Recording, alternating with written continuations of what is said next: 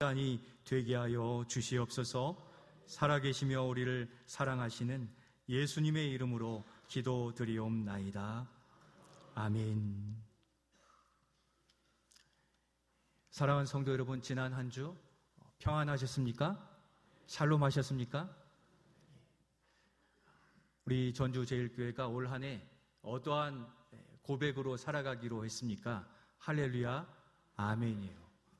오늘 교회에 처음 오신 분이나 또 처음 교회에 오신 분이 계셔서 낯서시다면 그 말씀이 선포되고 그 말씀에 이러합시다 하시면 어떻게 하시면 됩니까? 아멘 하셔서 여러분들의 마음에도 하나님의 은혜가 우리와 동일하게 흘러 넘치도록 함께 따라와 주시기를 바랍니다. 주초까지도 굉장히 추웠는데 이제 완연한 봄이 된 것 같습니다. 믿음의 사람들은 참 대단합니다. 한 주 한 주 이 세상의 길을 사느라 많이 지치고 힘들음에도 불구하고 하나님 부르시니까 바로 여기 예배의 자리에 와 예배드리니 놀라운 일입니다.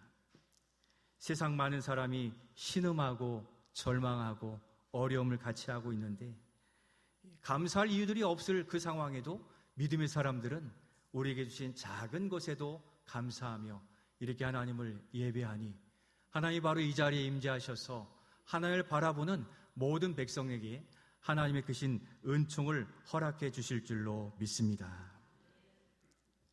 어떻게 그럴 수가 있습니까? 힘들고 어려운데 매주일 주님을 찾아 감사드리고 노래하고 예배드려요. 왜냐하면 여기 있는 우리 모두는 하나님께 은혜 받은 백성이기 때문인 줄로 믿습니다. 그럼에도 여러분들에게 질문을 드린다면 실제 여러분들의 삶 속에서도 그처럼 하나님의 은혜를 풍성하게 누리며 살고 계십니까? 아멘입니다. 그럼에도 이렇게 확인하는 것은 아닌 분들이 계시다고 하기 때문입니다. 같은 은혜의 시간을 누리고 있으면서도 그 은혜가 그 마음에 채워지지 아니하고 외롭기도 하고 어려운 분들이 있다고 그러한 어려움의 목소리가 들립니다. 오늘 우리 주님께서는 하나님의 모든 백성들이 은혜 누리기를 원하십니다. 그래서 오늘 이 비유의 말씀을 통해서 은혜 받는 자로 어떻게 살아갈 것을 말씀하시는데 무엇으로 우리에게 비유해 주십니까? 말씀의 제목을 같이 한번 읽겠습니다. 말씀의 제목입니다. 포도나무와 가지들. 포도나무와 가지로 우리를 비유해 주십니다. 이 관계 속에서 주님은 어떻게 은혜를 누리는가 하는 비결을 말씀해 주고 있습니다. 이 시간 예수님을 믿고 이 자리에 있으나 은혜가 나와는 멀다고 느껴지는 분이 계시다면 주님의 말씀에 집중하여 들으시기를 바랍니다. 먼저 우리가 어떠한 존재인지를 분명히 하고 살아갈 때 은혜는 우리에게 임하여지고 또 경험하게 될 수 있습니다.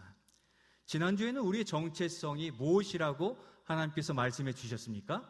두 가지였죠. 짠맛이 나는 소금과 비추는 빛이라 라고 우리의 정체성을 말씀해 주셨습니다. 그리고 오늘 말씀에서 우리 주님은 우리를 무엇이라고 비유합니까? 바로 포도나무와 가지로서 비유하고 계십니다. 이 관계를 좀 더 깊이 생각해 보면 우리가 신앙생활할 때 어떠한 자세를 가질 때 은혜를 공급받을 수 있는지를 알 수 있습니다.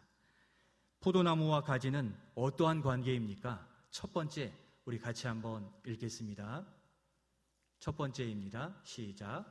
포도나무 가지는 포도나무의 절대 의존적입니다. 한 번 더 읽겠습니다. 포도나무 가지는 포도나무의 절대 의존적 관계입니다. 포도나무 가지가 떨어진다면 여러분 어떻게 됩니까? 당연히 말라 죽게 되는 거죠. 바로 성도와 예수님과의 관계가 그러합니다. 이 세상 많은 사람과 주님과의 관계가 그러하다는 것입니다. 그것을 우리 4절에서 말씀해 주시는데 우리 4절 말씀 같이 읽겠습니다. 내 안에 거하라. 나도 너희 안에 거하리라. 가지가 포도나무에 붙어 있지 아니하면 스스로 열매를 맺을 수 없음 같이 너희도 내 안에 있지 아니하면 그러하리라. 아멘. 괄호 안에 뭐가 들어갑니까? 포도나무와 내 안에입니다. 포도나무 가지는 절대적으로 무엇에 붙어 있어야만 산다는 겁니까? 포도나무에 붙어 있어야 사는 겁니다. 왜입니까? 가지가 포도나무에 붙어 있지 않으면 양분을 공급받지 못하고 열매도 맺지 못하기 때문이며 결정적으로는 생명을 잃어버리기 때문에 포도나무 가지는 포도나무에 붙어 있어야 되는 겁니다. 그렇게 절대 의존적인 관계예요. 떨어지면 죽느냐 사느냐의 문제를 가지게 된다는 겁니다. 바로 우리의 영적 생명과 삶이 그러하다는 것입니다. 포도나무 가지에게 포도나무가 반드시 필요하듯이 이 땅에 사는 모든 사람들에게는 생명이요 또 구원이요 보호자가 되시는 예수님이 반드시 필요한 것입니다. 예수님만이 우리에게 영원한 생명을 주시고 행복의 길로 인도하시는 분이시기 때문입니다.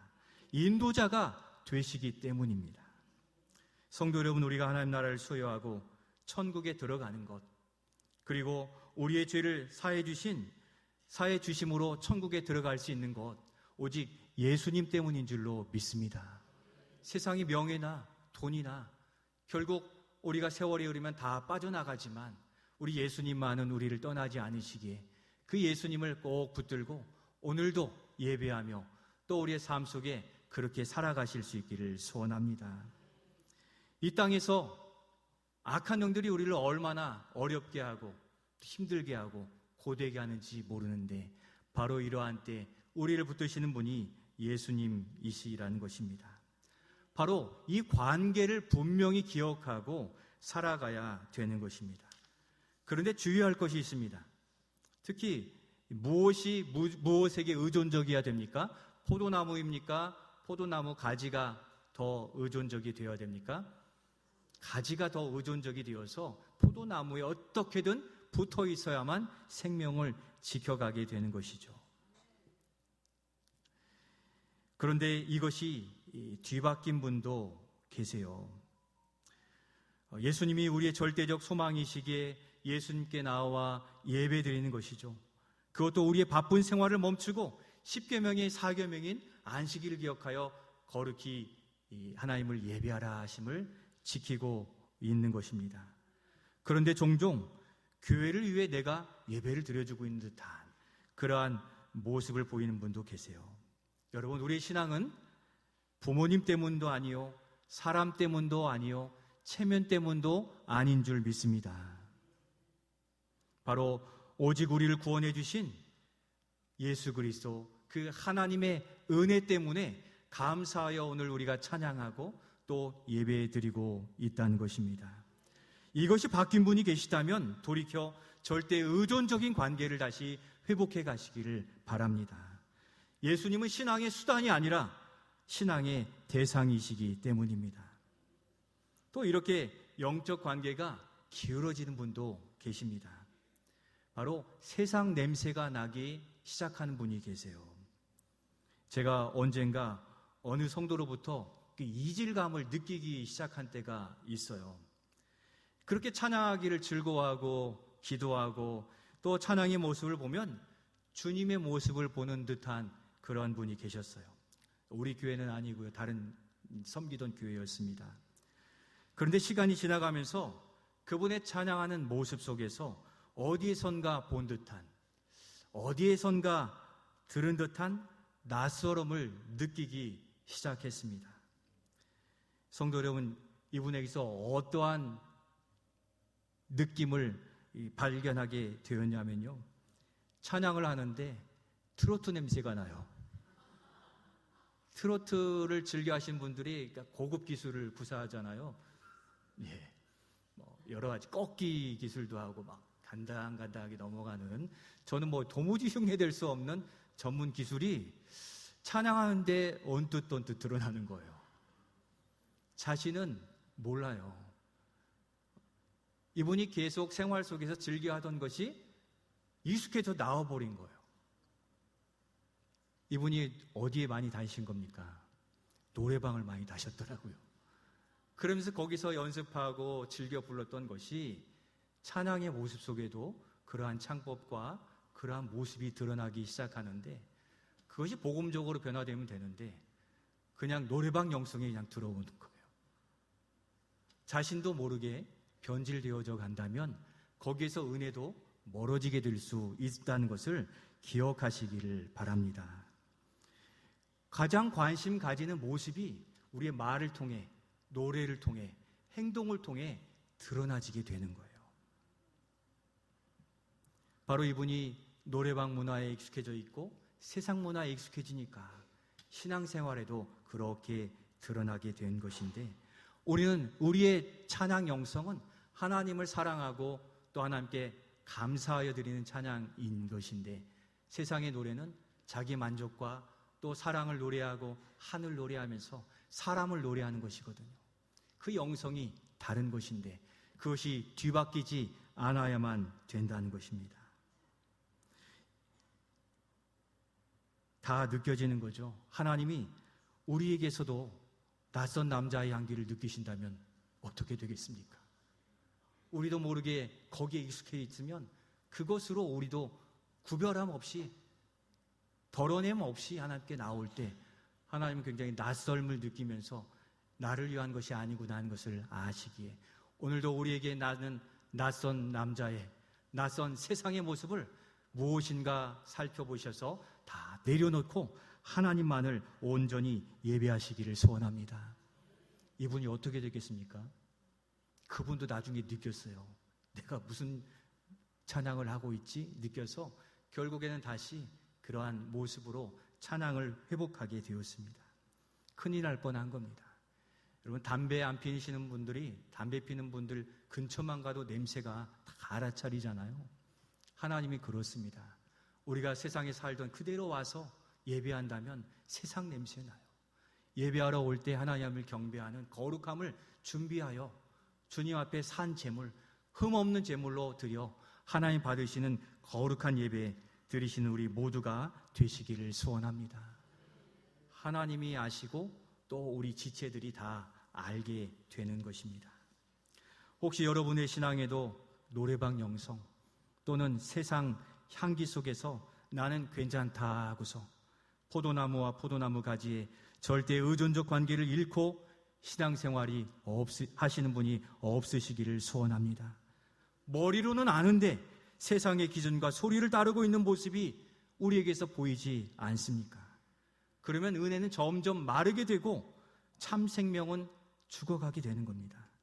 내 생활의 중심이 세상에 치우쳐 있거나 반복된 죄악 속에 있더라면 3번 부인하더라도 주님 앞에 엎드려 통곡하며 회개하고 돌이킨 베드로처럼 오늘도 우리가 주님께 돌이키기만 하면 다시 은혜는 우리에게 흘러내리게 되고 은혜 때문에 자라게 됨을 믿으시면서 우리 자신의 세상의 옷을 벗어내려두고 주님이 입혀주신 의의 옷을 입고 하나님을 예배하고 세상을 살아가는 우리 모두가 되시기를 예수님의 이름으로 축원드립니다. 그러면 우리는 어떻게 해야 되겠습니까? 2번째 같이 한번 읽겠습니다. 영의 양식을 공급받으라. 한 번 더 읽죠. 영의 양식을 공급받으라. 그래서 5절에 말씀하시는데 5절도 같이 읽겠습니다. 나는 포도나무요 너희는 가지라. 그가 내 안에 내가 그 안에 거하면 사람이 열매를 많이 맺나니 나를 떠나서는 너희가 아무것도 할 수 없음이라. 아멘. 괄호에 뭐가 들어가 있습니까? 거하면, 떠나서는 우측이냐 좌측이냐 결정된다고 볼 수 있겠습니다. 거한다는 것은 산다는 것을 의미합니다. 거기에 거주하며 또 거기에서 함께 잠을 자고 아침에 일어나 식사하는 것을 말하는데 바로 식구라 할 수 있겠습니다. 이것을 가장 잘하는 게 자연이고 식물입니다. 지난주까지도 그렇게 추웠지만 철쭉이 피어 있습니다. 식물은 어느새 지구의 땅 깊은 속에서 올라오는 지혈을 받아가지고 새싹을 준비하고 고개를 빼꼬치 내밀고 거기에 싹을 틔워 이 꽃을 피워냅니다. 저희 사택에 매년 피어나는 꽃들이 있는데 그와 같이 하나님 주신 은혜를 힘입어 자라난 친구들이 있습니다. 한번 보여주시겠습니까? 어떤 꽃입니까? 어떻게 하셨습니까? 써 있습니다만 수선화가 저렇게 올라와요. 그 다음에 한번 넘겨주시겠습니까? 또 넘겨주시죠. 이렇게 꽃이 머금고 있는 이 꽃들이 열흘 전에 이렇게 피더니 지난주에는 한번 보여주시죠. 이렇게 활짝 피었고 더 가까이 찍었더니 또 좀 더 가까이 찍었더니 이렇게 아름다운 작품이 생겨났습니다.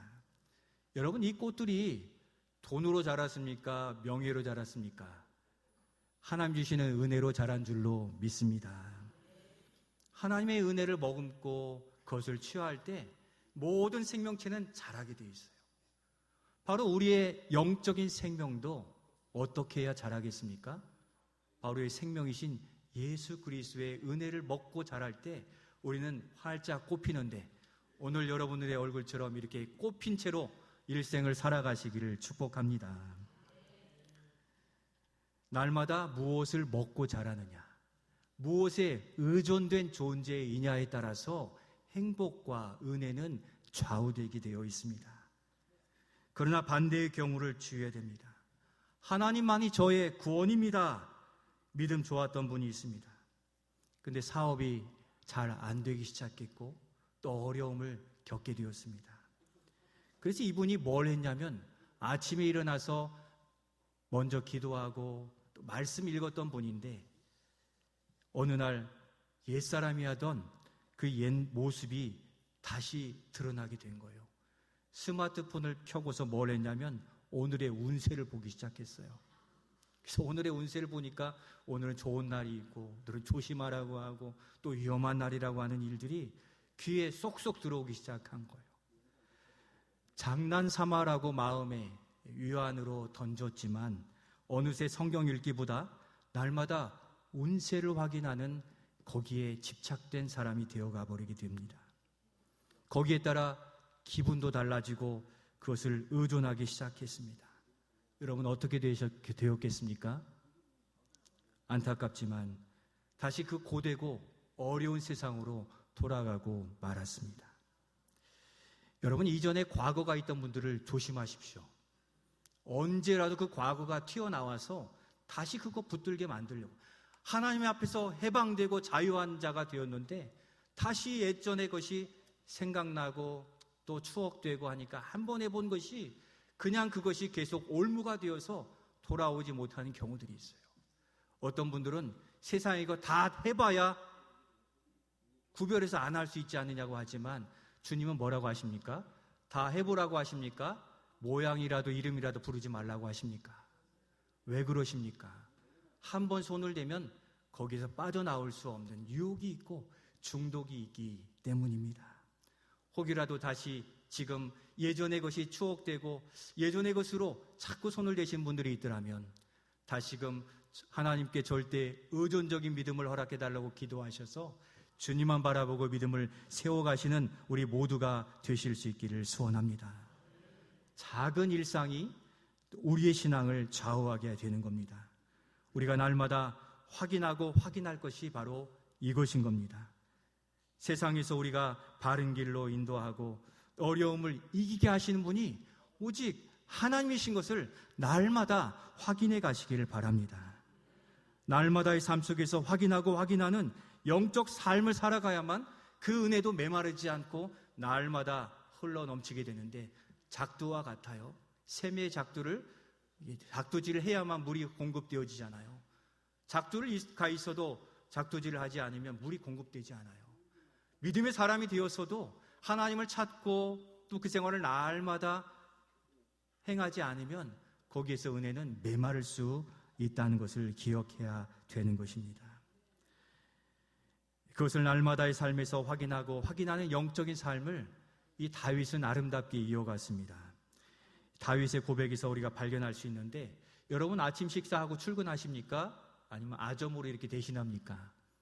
그것이 무엇이 됐든 공급하기만 하면 우리는 하루를 살아갈 수 있습니다. 그런데 다윗은 원수에게서 쫓기는 그러한 상황 속에서도 이 빼놓지 않은 식사가 있었습니다. 우리 시편 23편 5절 말씀을 같이 한번 읽겠습니다. 시작. 주께서 내 원수의 목전에서 내게 상을 차려 주시고 기름을 내 머리에 부으셨으니 내 잔이 넘치나이다. 아멘. 주께서 차려주시는 그 상이 바로 다윗의 영성을 지킨 비결이었습니다. 한글로만 보면 잘 혼동될 때가 있어요. 주께서 내 원수의 목전에서 내게 상을 차려주셨는데 트로피를 주신다는 게 아니라 테이블, 밥상을 차려주신다는 그러한 의미인 것입니다. 이 다윗은 아무리 바쁘고 힘들고 고되고 어려워도 주님이 차려주신 그 식탁을 외면하지 않았습니다. 아니 오히려 즐거워했고 우리에게 자랑하고 있지 않습니까? 왜 그렇습니까? 그 식탁이 자신의 믿음을 지켜주는 원천이 되는 것을 그는 알고 있었고 믿었기 때문입니다. 그 식탁에서 영의 양식을 공급받고 세상에 나아가서도 세상을 따르지 않고 오직 주님을 따르는 그 힘과 능력을 바로 거기서 얻게 된 것입니다. 포도나무와 가지가 어두워지고 또 아침이 밝아 떠오르는 태양빛을 받아 광합성을 하여 자라가고 양분을 공급받듯 우리의 일상도 그래야 되는 것입니다. 사랑하는 성도 여러분, 다윗의 그 귀한 식탁을 지켜가시는 우리 모두가 되시기를 소원합니다. 내 힘과 또 내 능력, 계획대로 하면 된다는 생각은 교만입니다. 내 생각대로 다 이룬 사람은 세상에 한 사람도 없어요. 결국 무너지는 성을 쌓는 것이거든요. 세상은 내 뜻대로 되지 않고 내 계획대로 이룰 수 없습니다. 내 뜻대로 안 되어도 원수의 목전에서 주님과 함께 식구가 되어 차려주시는 양식을 통해 바로 이길 힘을 공급받고 살아갈 수 있음을 믿으시고 포도나무 가지 된 우리가 포도나무이신 주님의 주시는 은혜 또 그 은총을 간구하며 그 은혜로 살아가시기를 소원합니다. 은혜는 바로 거기에서부터 시작되어지고 하나님의 역사는 그것을 기반으로 이어지게 된다는 것입니다. 여러분들은 하루하루 어떤 상을 받고 계십니까? 어떤 테이블에 앉아 하루를 살아가고 있습니까? 세상에서 무언가 줄까 거기에 대기하고 있고 오픈런하고 있고 그 누구보다 먼저 세상을 향하여 나아가고 있다면 다윗이 늘 기다렸던 주님이 차려주시는 그 상을 기다리시고 또 만들어서라도 그 은혜를 누리실 수 있기를 소원합니다. 저는 아침에 간단한 식사와 커피 한 잔을 되게 좋아합니다. 바로 그것이 저에게는 또 새벽 기도입니다. 주님께서 날마다 차려주시기에 거기서 주님을 만나고 또 영의 양식을 얻고 또 새벽을 깨우는 빛을 비추어 주심으로 하루하루 그렇게 자라가고 용기를 얻고 기도의 응답을 누리며 견디며 겨우 살아가고 있는 것 같습니다. 성도 여러분, 어떠한 밥상으로 하루를 시작하고 어떠한 밥상을 주님께 요청하고 계십니까? 세상에 무언가 흥미로운 것입니까? 나의 하루 계획, 플래너에 적어둔 그 일정을 소화하기 위해서 자신과 고심고심하는 자기 자신으로 하루를 시작하는 그것입니까? 바라기는 어떤 모습이든 전적으로 하나님을 믿고 나아가 그 계획을 주님께 묻고 영의 양식을 공급받는 믿음의 자리를 지켜 살아가시는 다윗의 식탁을 차려 살아가시는 우리 모두가 되시기를 소원합니다. 우리 자신이 가져야 할 날마다 주님을 대하며 양식을 공급받는 그 식탁은 무엇이 되어야 되는 것입니까?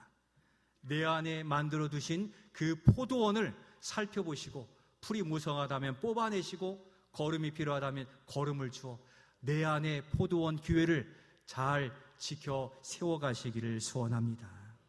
살아있는 말씀을 대하는 자리, 또 하나님과 교통하는 기도의 자리, 주의 역사가 나타나는 믿음의 사역의 현장을 나의 것으로 삼으시기를 소원합니다.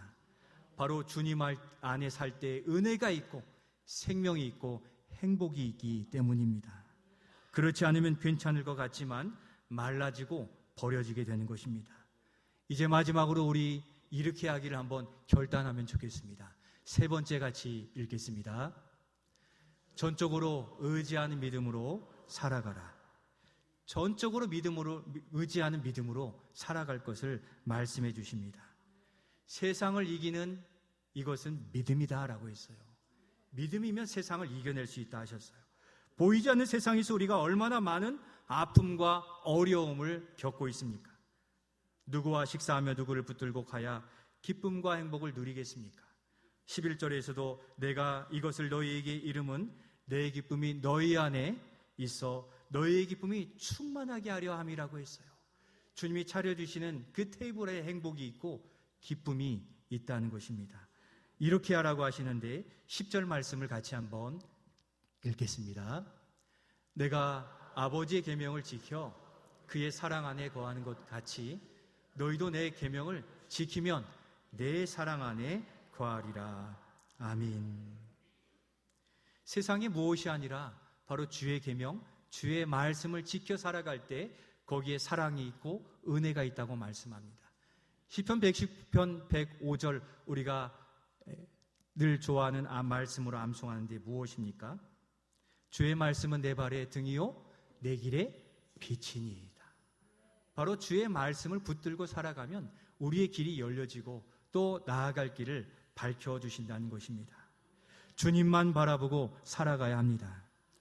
제가 언젠가 오늘 수련회에 참석한 일이 있습니다. 이러한 체험을 했습니다. 두 사람을 짝을 지어주더라고요. 그리고 한 사람에게는 안대를 주더라고요. 그래서 한 사람은 안대를 해서 앞이 하나도 안 보이도록 이렇게 안대를 꼼꼼하게 하도록 착용하도록 해서 제가 안대를 착용했습니다. 그리고 또 한 사람은 무엇 하겠습니까? 그 사람을 인도하여서 정해준 그 자리까지 갔다 오라는데 평지가 아니라 돌이 조금 있는 산길이었어요. 그래서 출발하십시오 해서 나아가려고 하는데 걸음이 안 떨어지더라고요. 눈앞이 캄캄한 게 뭐가 있을 것 같아요. 그래서 옆에 사람이 있는 분이 이제 안내를 해줘요. 이 앞에 돌이 있으니까 오른쪽 하는데 오른쪽으로 1m를 가라는 건지 오른쪽으로 가기도 판단이 안 서는 거예요. 어쨌든 따라서 오른쪽 조금씩 이렇게 더 해서 거기까지 와서 앞으로 10걸음 가세요 하는데 앞에 뭐가 있을 줄 알고 갑니까? 그래도 끌고 가는데 어떻게 끌려가는 거죠. 그러다가 조금 튀어나온 돌부리에 걸려가지고 넘어질 뻔도 한 기억이 있습니다만 바로 그 옆에 있는 분이 이야기를 해주고 또 거리를 이야기해주고 그 앞에 뭐가 있다는 것을 이야기해 주었을 때 약 한 300m 되는 거리, 한 15분 걸려서 돌아올 수 있었습니다. 바로 우리의 인생길이 그러한 것입니다. 우리가 눈을 뜨고 안경을 쓰고 있다고 다 보이는 것 같지만 영적인 우리의 세계의 길은 전혀 볼 수가 없는 것입니다. 거기에는 어둡고 장애물도 있고 우는 사자도 있고 또 위기도 있고 또 구덩이도 있고 어려운 길도 있는데 여러분 어떻게 가야 됩니까? 안대를 하고 있는 사람들이 갈 수 없는 것이에요. 바로 빛이 되시고 우리 인도자 되신 주님 손 꼭 잡고 가는 길밖에 없는 줄로 믿습니다. 그 음성을 듣지 못하면 우리는 우리의 마음대로 가다가 넘어져서 하소연할 사람도 없어요. 주님이 가라고 하신 길을 가다가 넘어지면 주님이 일으켜 주시는데 여러분 주님 손 꼭 붙잡고 주님 음성 듣고 그렇게 나아가는 우리 모두가 되시기를 소원합니다. 말씀을 마치려고 합니다. 우리 주님만이 우리의 인생의 참 인도자가 되심을 믿습니다. 참 생명이시며 참 안전이십니다. 그 은혜는 바로 포도나무이신 주님으로부터 공급되어지기에 그 은혜를 공급받을 믿음의 자리를 다시 회복하셔서 그 주님이 주시는 그 은혜 영적인 양식으로 하루하루를 견디며 살아가야 되는 것입니다. 아직 붙들고 있는 그 세상의 것을 내려놓고 다시 주님과의 식탁을 차려서 영의 양식을 맛보시고 우리 자신의 포도원을 다시 정비하여 가꾸어 가시며 은혜를 누리는 2025년 새해가 되시기를 축복합니다. 우리의 삶은 아무것도 보이지 않아서 어둡고 고난의 연속이며 어렵지만 우리를 인도하신 주님은 우리의 손을 놓지 않으시고 계시기에 우리가 놓지만 않는다면 올 한해도 우리는 승리의 길, 열매 맺는 길을 걸어가게 될 것이기에 우리 주님 손 꼭 붙들고 올 한해 주님을 의지하여 나아가 우리 비옷처럼 믿음으로 힘껏 도약하는 그 아름다운 열매를 거두는 우리 모두가 되시기를